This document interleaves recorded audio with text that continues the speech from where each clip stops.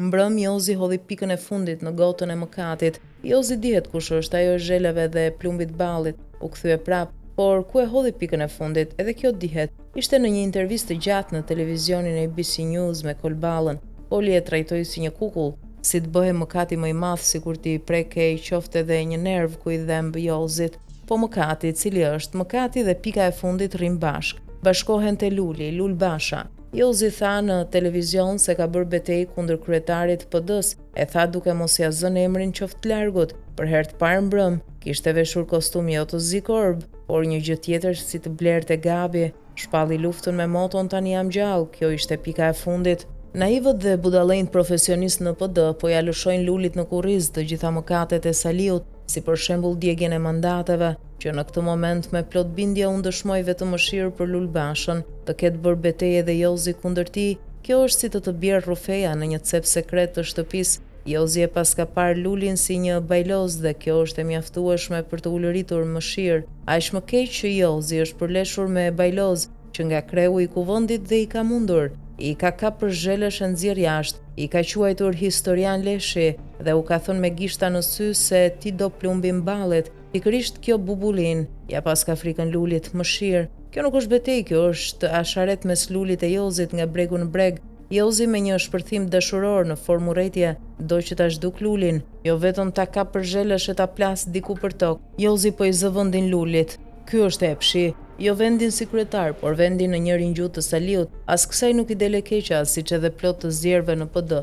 Të keqen do ta ketë për jetë brenda, sepse ndërsa Luli arriti të bëhej kryetar, kjo kurrë nuk bëhet as u bë kryetare. Luli u bë një herë Sali, por kjo kurrë nuk e ka fatin gjithnjë do të jetë nën Sali. Asnjë nga idiotët e PD-s nuk e kupton se duke sulmuar Lulin, në fakt po i rrëmojnë vetes tokën nën këmbë. Ta janë plot shkulm pasioni se po të shërbejmë Sali.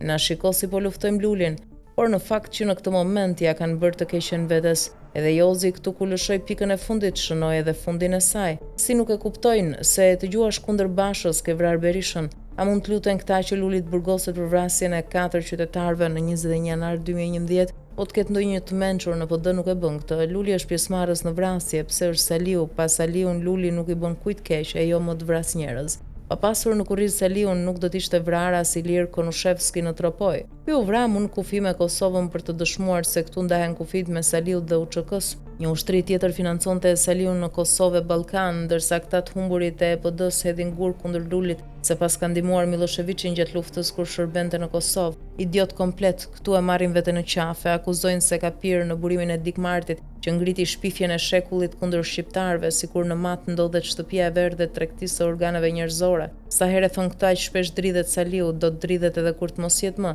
Në ekipin që mblodhi fakte kundër UÇK-s dhe kundër nderit të shqiptarëve nuk kryesonte Luli, por Argita, Jamarbri dhe të tjerë. Luli kishte udhërfyes baba Saliun. Ta duan ta luftojnë Lulin me fakte të rënda, budallëku i tyre.